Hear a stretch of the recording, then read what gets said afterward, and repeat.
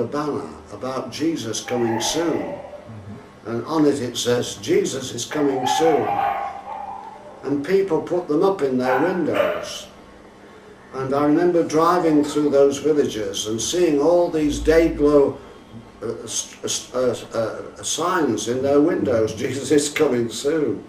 And they were there for years, some of those signs. Some, of course, got tatty and were taken down, but quite a few remained there. And I used to count them and see how many had sort of stood the test of time. Jesus is coming soon. Praise the Lord. One of the most startling aspects of Christ's ministry was when he exposed the reality of demonism, or demonology as sometimes the term is used. I haven't time on this occasion to give you an analysis, for example, of the origin of demons or devils, where they came from, what is their purpose, and of course what is their destination. That comes at a later stage, and you must request the DVD and CD that deals with this. I just want to give you a few quotations to whet your appetite. Rightly so, if this is a subject that scares you, keep away from it. But then on the other hand, you've got to remember that not only Jesus but the apostles were involved in this very vital aspect of the ministry of deliverance. It became my responsibility to introduce to the UK the ministry of deliverance. And I remember in those early days that I met much opposition because I tried to explain to folk the subject of Bible deliverance from that angle. The 70 disciples of Jesus in Luke 10 returned with great joy, saying, Lord, even the devils, the demons, are subject unto us through your name. And Jesus had to remind them that although that was indeed an amazing demonstration of his power that he'd given unto them, he said, remember this, rejoice not because the devils are subject unto you, but rather rejoice because your names are written down in the book of life. So at all times, whatever aspects of ministry you're involved in, remember what really matters is that we belong to the Lord and that he is our governor, he is our director, and he is our teacher. And therefore we rejoice in him, and not so much in the fruits of the ministry. Well, it is an intriguing subject, and let me just remind you, although I'll deal with this in greater detail later, let me remind you of perhaps the most outstanding incident in the life of Jesus regarding this subject. So read carefully through Mark chapter 5. It's the story of the loosing.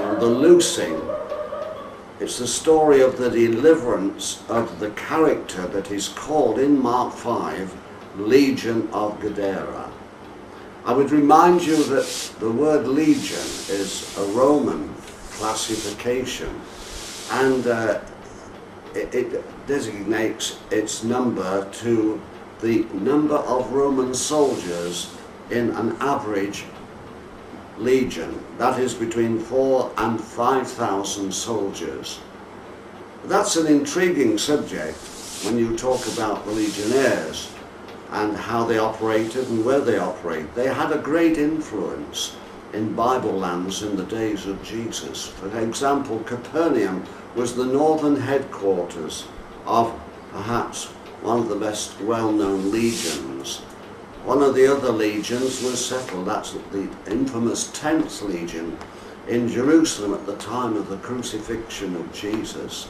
They were later sent, as often happened.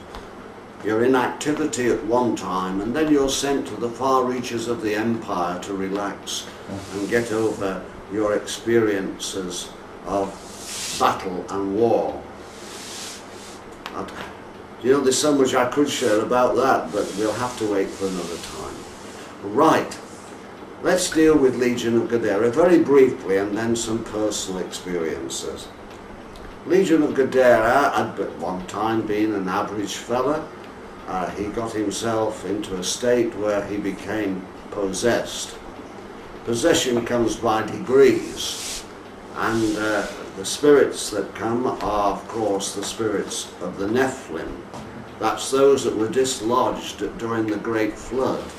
Enoch makes this absolutely clear in his writings that about this, and of course Jesus does as well. He talks about when the unclean spirit is gone out of a man, he walks through dry places seeking rest and finding none, and gives an adequate description there of the activity of a demon. Well, there it is. It's all there in the Bible if you want to look for it, and if you want to listen to my analysis of it in a later DVD or CD. Let's talk about some of the experiences that stand out in my mind. In fact, the first inclination to me that this was a force to be reckoned with occurred well back in my early days, just after my conversion. I was in a Bible study. I used to go there. It was a young people's Bible study, and I used to go there every Wednesday evening. Now, there was another young fella attending that Bible study, and his name was Ted. And one occasion that I shall never forget, we were studying the scriptures and each participating with their thoughts and so on, and suddenly Ted began to look as if he was going queer. In effect, he was about to have an epileptic fit, and of course no one was prepared for this. Ted knew about it, of course, but he hadn't taken his tablets. So because he'd forgotten his tablets that would subdue this in its early stages, it happened there in the Bible study. Ted, without going into graphic details, suddenly began to twist and turn, his face became distorted, he began to foam at the mouth, and the next minute he was on the floor. Well, of course, it had never happened before, and one or two of the young folk ran out. They thought he was having a serious fit or something. And Jack Hardy, who was the understudy of the fellowship, and I looked at each other and we went into action, and we realized that he needed spiritual help. Again, I won't go into a lot of detail about what did happen, but we prayed for him, and that certainly subdued it to a degree. And although that was the end of the evening, because none of the children and young people wanted to come back, and I felt sorry for Ted, because I knew that if in future he attended, the young folk could be thinking, I wonder if he's going to have a do like that again. So what we did, we put Ted on the outside of the fellowship, on the periphery of the group, so that if ever he felt the symptom coming on, he would signify to Jack and I, and we would rush to the aid and get him out quick. Anyway, that was the opener, and I classified that eventually as a spirit of infirmity. Now, dealing, say, with epilepsy cases, you have two very distinct sources. Epilepsy can become an ongoing experience due to a very vivid, fearful or terrifying experience in your early life. I knew a man, for example, a youngish man, who was bombed out in London during the Second World War. As a result of being trapped in his demolished house, he was so afraid and fearful with all the rubbish on top of him that he began to take epileptic fits. They were of a fearful nature, and basically of a spiritual as well as a natural nature. And of course, it had to be dealt with, and as it was later in his life when an understanding in my service made it clear what had to be done. Then of course you can get an organic epilepsy that's caused by a severe blow on the head or something of that nature, which has to do with the flow of the blood to the brain. There are a number of organic or medical type of epilepsies that are dealt with by subduing them with regular tablet taking and so on. So I always feel that there's an organic epilepsy and there's a demonic epilepsy, depending on the origin of the problem. But again, I deal with this more thoroughly in my later CD, DVD. But the first very vivid occasion that I recall, which was to provide the basis for me to be able to give lectures on this subject, because this forced me to have a clear biblical understanding of what was meant. Of course, demons, as I say, originate in the testimony of Enoch. Now, the Book of Enoch is still available today.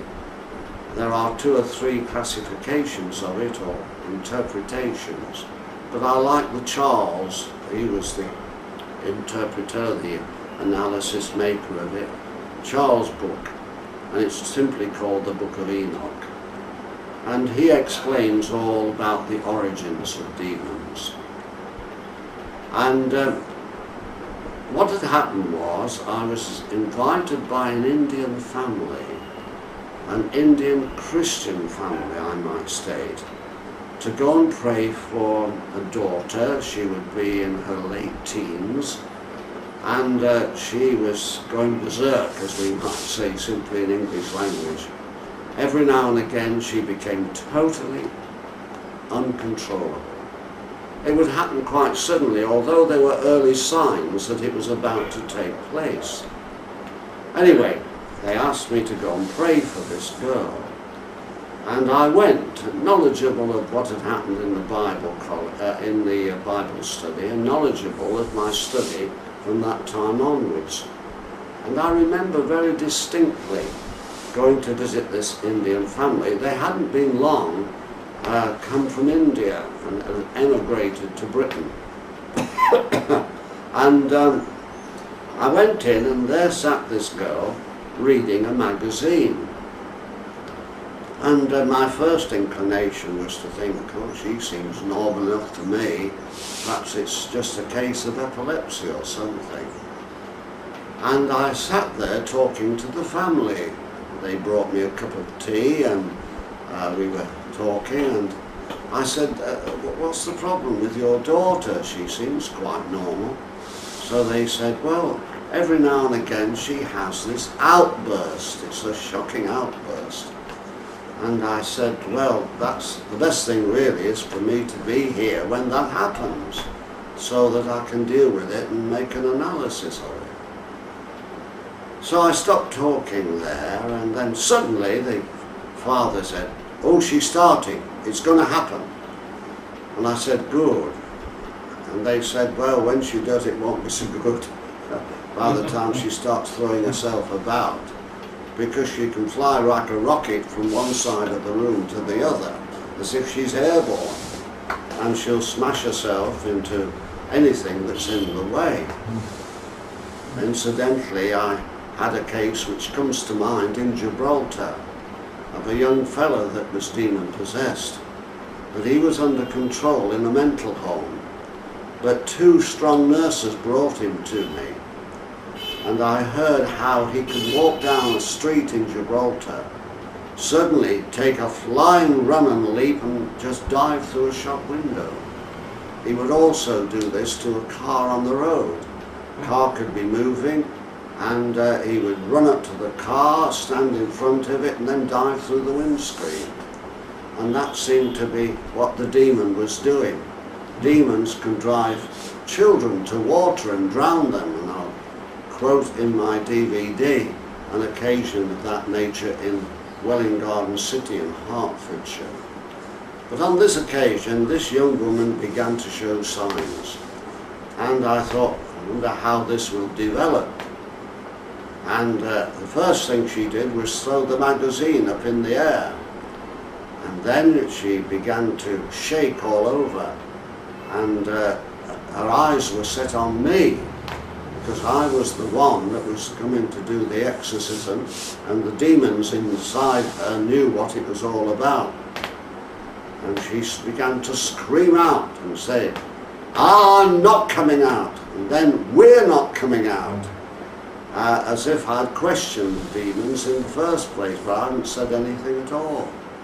And suddenly she threw herself at me, but hit, which frequently happens with me, she hit like an invisible plate glass window, which stunned her and knocked her to the floor of the room where we were. And she lay there squirming on the floor and screaming and shouting and beating her body with her hands, just like a maniac, really. And I said to this little family, "Please sing with me," and I got them to sing this power, wonder-working power in the blood of the Lamb. And I didn't realize at that time it only makes the demons 10 times stronger and 10 times worse, because they want to resist anything to do with the blood of Christ. Because basically the law of the Spirit is that no demon can cross the bloodline when it is effectively and scripturally used as protection. But of course that wasn't the case now, because it was all chaotic. One minute, as I say, she was on her way over to strike me down and hit me, and then claw me and scratch me, because that's sometimes what they do. And in my DVD I'll tell you about one of the most horrific cases that was to change a nation. Clarita Villanueva from the Philippines. It's not heard of today.